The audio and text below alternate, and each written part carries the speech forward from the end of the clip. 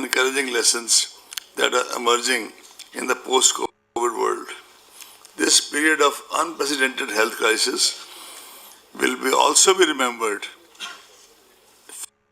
for the innumerable acts of courage, compassion, selflessness by these so-called ordinary people doing most extraordinary acts. I hope you will allow me, but our individual and collective tributes to the COVID warriors and heroes, doctors, paramedic staff, nurses, researchers, scientists, and last but not the least, from ECI point of view, all our officials on the election duty who are located in the front line right up to the polling station level and trying to kind of see the process through.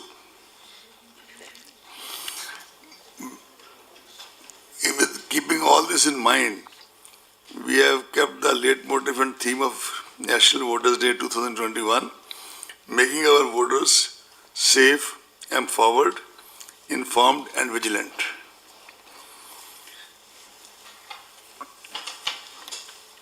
Last year, when the entire world was confronted with an unprecedented crisis in the form of COVID-19, a whole lot of election management bodies across the democracies were faced with a tough predicament of how to balance the democratic rights of citizens to choose their representatives while also preserving and protecting the health and safety of the people.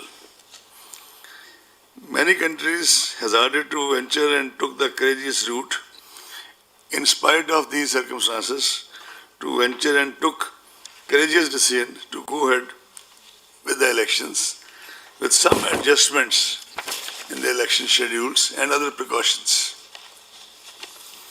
In the thick of this pandemic, ECI started the kind of test trials with election to 18 seats of Rajya Sabha on June 19, 2020. Admittedly, the electoral college is very limited, but that was a kind of way of starting the process. But after that, and some legislative council elections, came the challenge of Bihar. With 7.3 crore electorate of Bihar, it was indeed a watershed moment for ECI. It proved to be a kind of litmus test. We have been going under litmus tests before, but this was quite different. And I am glad to report to you that the electorate of Bihar reposed their confidence in the extensive sanitization and health safety measures put in place at polling stations. I would be failing in my duty if I don't tell you that many of our collectors, they suffered from COVID in Bihar, rejoined their duties and saw the process through. One divisional commissioner had this problem. She was still manning 2 divisions. One IG, unfortunately, he passed away due to COVID and other comorbidities. We requested his wife and his daughter to come here for National Voters Day Award, which was given on a virtual basis by Honorable President of India. I also have with me here Chandrabhushan Kumar, who was in charge of COVID, who is sitting on this side so you can see him. I would request the CEO of Bihar to just stand up and be counted. They are the people who really put in day in and day out to carry the entire process through.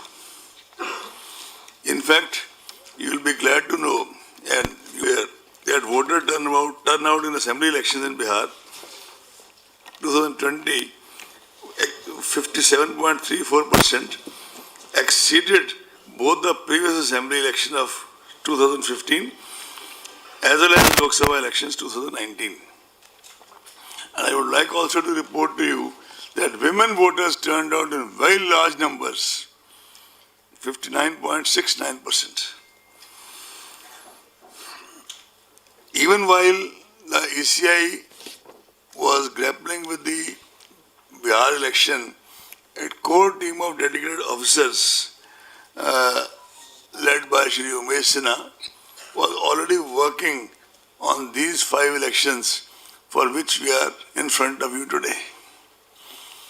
Actually, they have a system of series of meetings with the officials of Home Ministry regarding the availability of forces, officials of Railway regarding the coaches which are required for transportation of the CPFs, Postal Department people, and any other department whose services may be required for the smooth conduct of elections.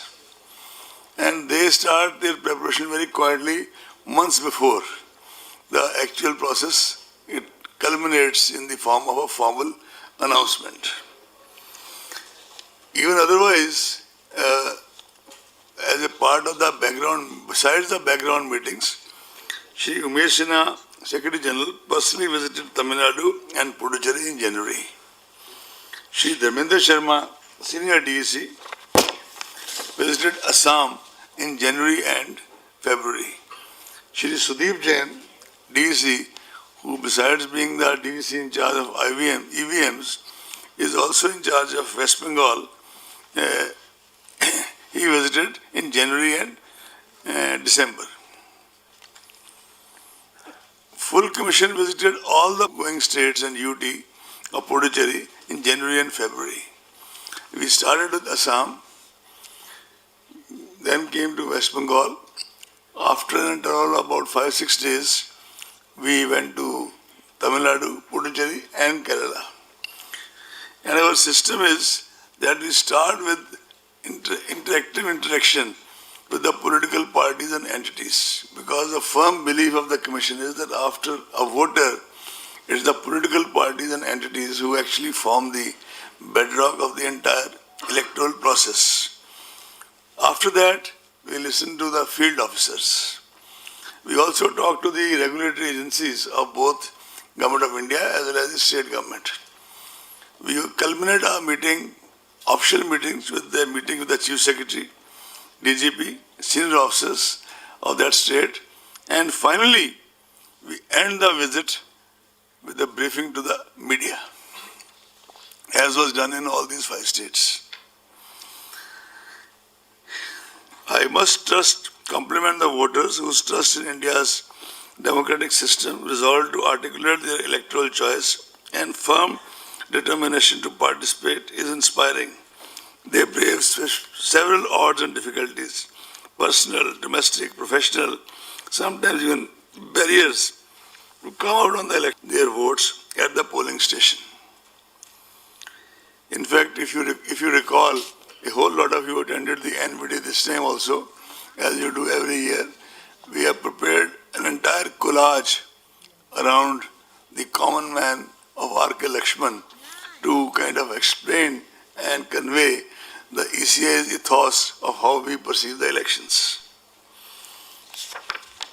The terms of Assam is up to 31st May 2021.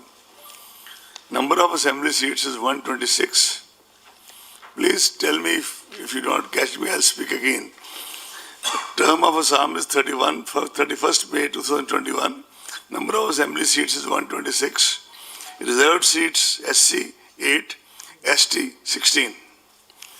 Term of Tamil Nadu is 24th May 2021.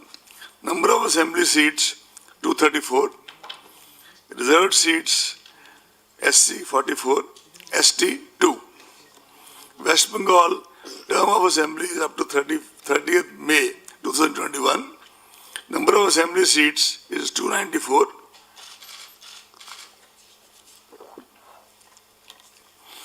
SC seats are 68, ST seats are 16. Kerala, the term is up to 1st June. Number of assembly seats is 140. Reserved seats are 14 and for SC and 2 for ST.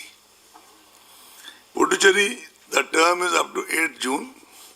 Number of assembly seats is 30. Reserved seats SC5, ST nil. A total of 824 assembly constituencies shall be going for polls during these elections. 18.68 crore electors will cast vote at 2.7 lakh polling stations in these states and UT of Puducherry. More than 3 lakh service vote electors will be availing the facility of electronic transmitted postal ballot system, that is ETPBS. The special summary revision was held with respect to 1 as the qualifying date and the electoral roll published in January 2021 itself.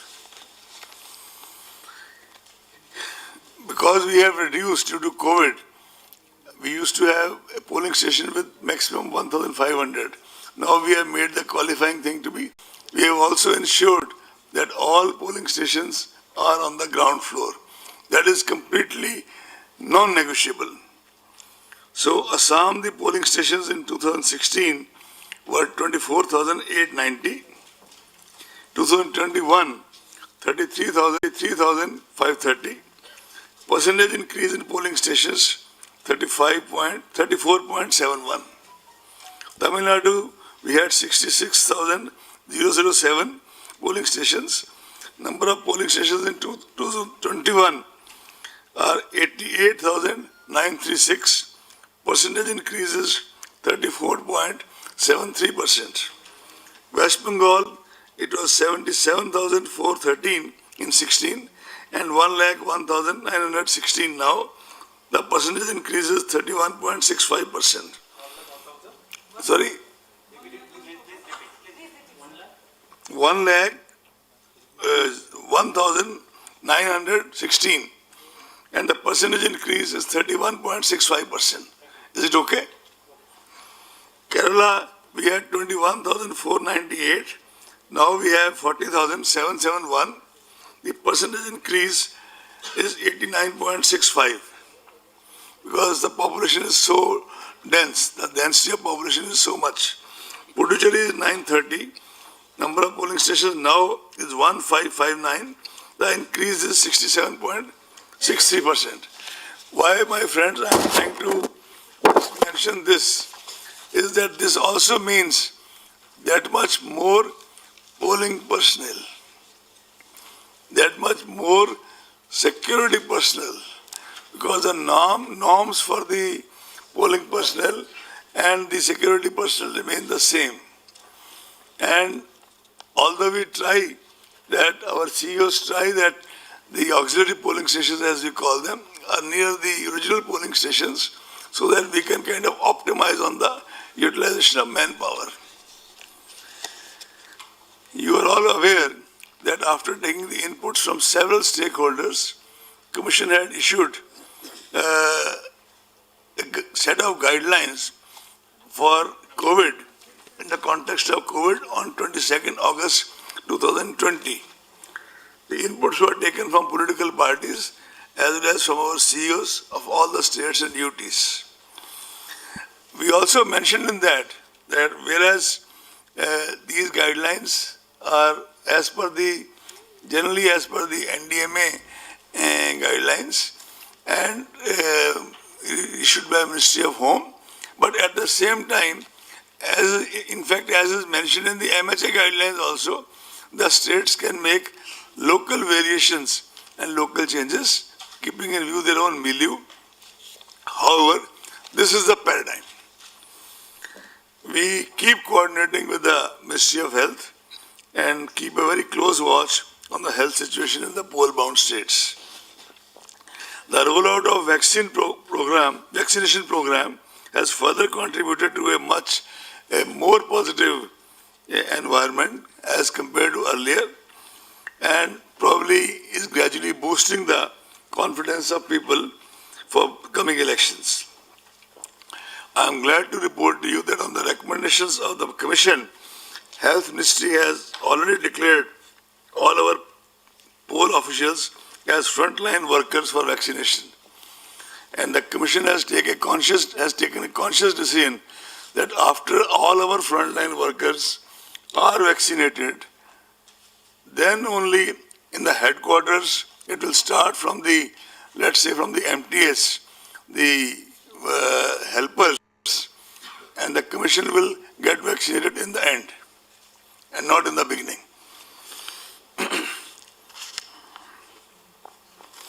Elections by definition involve large gatherings of people at various stages of electoral activity, whether it is nomination or campaigning. It is of paramount importance, therefore, to mitigate the likely health impact and reduce chances of transmission among the people. Several steps have been taken to address the issues. You are aware of most of them, but I'll still report. On October 22nd October 29, as you are aware, on the recommendation of the Commission, the concept of absentee voters was introduced.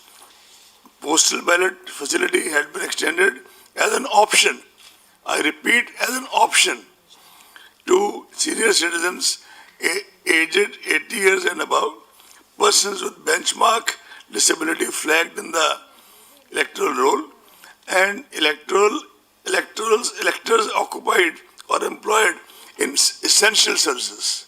For example, metros, all these things which the local CEO identifies in close coordination with the DEC of that area, and those notifications accordingly made. Nodal health officers are also appointed at the state district levels to ensure all related arrangements and preventive measures during the entire electoral process. A separate SOP is there for the COVID-19 patients, suspects, quarantined for their voting. That has already been issued by the Commission. Polling time has been uniformly increased. It was done in Bihar also. Again, also it's being repeated by 1 hour. And the decision is taken by the local CEO in close consultation with the DEC concerned. Several processes and procedures have been made available online in order to minimize person-to-person contact and prevent congregation of large number of people. But that doesn't mean that those people cannot exercise cannot adopt offline procedure for those things. The number of persons accompanying a candidate for submission of nomination